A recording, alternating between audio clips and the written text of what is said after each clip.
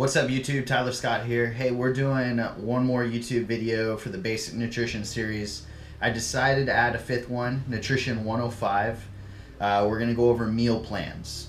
Okay, I felt that this is kind of important, even though you know how to make a meal plan, combine all proteins, fats, and carbohydrates together.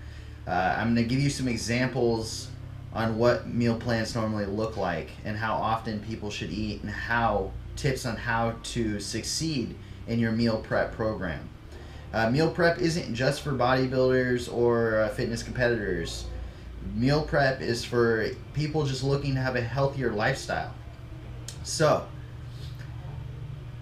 the first example of a meal plan I'm going to give you is your general fitness person looking to have a healthy lifestyle but doesn't want to go crazy on prepping meals. Okay, it's very simple. This is the easiest way I can tell you. You have all the calculations I gave you in Nutrition 104, but this is how you will base your plan.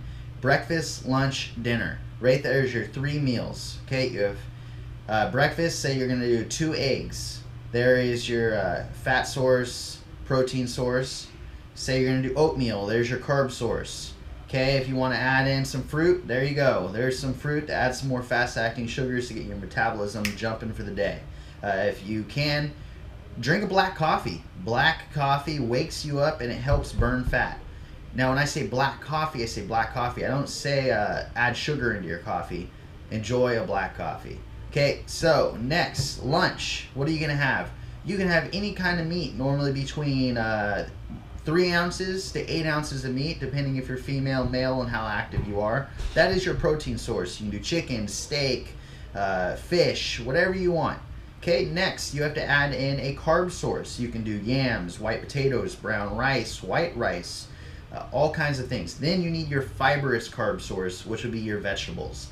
There's your 3 parts for lunch. Okay, next, dinner. What are you going to have? The same thing as lunch. A protein source, 3 ounces of protein, up to 8 ounces of protein with a carb source. Could be white rice, potatoes, yams again. If it's potatoes, you can go in ounces, between 4 ounces to 10 ounces. If it's rice, anywhere from a half cup of rice all the way to 2 cups of rice. And then your fibrous vegetable source. Normally vegetables, I go to a cup to 2 cups of vegetables. However, if you want to eat more, eat more. It's just fiber. We don't really count that in our diets. However, if you eat, I don't know, 20 cups, yes, that's going to make an effect in your calories. But if you're going to have 2-3 cups of vegetables, it's not going to hurt you. Okay, so that, and then we're going to add in, so we had our breakfast, lunch, dinner. Now we're going to take, we have the 3 meals. Now we're going to take 2 snacks and we're going to put it in the 3 meals. Okay, so breakfast, then you have snack 1. Snack 1 is great to, I don't know, a piece of fruit, nuts. So you either have a healthy sugar carb source, or you have a healthy fat source. You can do both. You can do a protein shake. Those are great snack options. And then again, after lunch, before dinner, you'll throw in another snack option. Again, try not to do fruit because it's later in the afternoon. You then have to burn off those carbs because they're fast acting. Go with a fat source. Nuts, peanut butter, protein shake if you want to go a protein source. Those are great ways. Okay, so basic meal plan. Meal 1 is breakfast. Number 2 is a snack. 3 is lunch. That's another big meal. 4 is a snack. And then 5 is going to be dinner. Okay, that is 5 meals. They should be spread out through the day. That keeps your body seeing food so it doesn't freak out and store a bunch. It will release fat because it's always seeing nutrition. If you don't eat all day and you eat one massive meal for dinner, well, guess what? Your body's now going to store a lot of that as fat because it needs energy to get through the next day until your next dinner. So that's why it is important to eat throughout the day. All right, next, let's give you an example of a bodybuilder diet, okay, or a fitness competitor diet. Fitness competitor diet is going to be right upon wake up, a protein shake to deliver protein to the muscles instantly. Then in about an hour, 2 hours, we'll have breakfast, or we call it meal 1. Meal 1, it could be 2 full eggs, 4 ounces of protein, oatmeal, and throw in an orange juice or some fruit. Okay. Meal number 2 is not a snack for us. It's another meal. We are doing, again, it could be 3 ounces to 8 ounces, or some people even up 10 to 12 ounces of protein.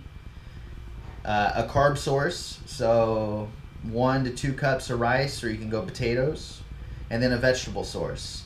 Next, meal 3. There's no snack, it's another meal. Okay, and it's going to be the same as meal 2. You're going to have your protein source. It's going to be about 6 ounces protein, or sorry, 3 to 8 ounces of protein. It's going to be a carb source, like I said, rice or potatoes, and a vegetable source. Meal 4, same thing as 2 and 3. You pick a protein source, carb source, and fiber source. Okay, and meal 5, again, protein source, carb source, and fat source. Now, sometimes on your last meal, your 5th or 6th meal, they'll cut carbs out for competitors, and we keep the carbs in the other meals of the day. That is just a dieting technique. I'm not getting into the techniques. That's going to be nutrition 201, 202 series. So that's an example. Now, after every post-workout, we throw in a 6th. It's called a 6th meal, but that's put in after your weight training session. That's going to be protein shake and a carb source. Whether your carbs could be a sports drink, it could be dextrose or a carb supplement, or powerlifters also even go to the candy resource. So make sure you get your fast-acting protein. Your muscles need to be refueled after a workout. So right there was 2 examples of meal plans. Now, meal prep tips. Guys, if you do not prep your food, you will not stick to the meal plan. You're not going to, don't go to bed the night before going, I'm going to cook all my meals in the morning before I go to work. No, it won't happen. Do not go to sleep until your meals are cooked. Okay, if you want to cook 7 days of meals, put them in the freezer. Take out 2 days of meals and put them in the fridge, let them thaw out. There you go, you have 2 days of fresh food. Or you can keep it all in the fridge, but I recommend only cooking 3 days of food at a time. It takes you an hour, hour and a half to cook 3 days of food. Normally people spend an hour cooking 1 meal. So think of all the time and money you're going to save doing this. I hope you guys have fun. Try to meal prep. Any questions? Comment below. Check out my Facebook. It's facebook.com/Tyler Scott fan page. Website, tylerscottfitness.com. Instagram, @TylerScott_fitness. Hear from you guys soon. Make sure you subscribe.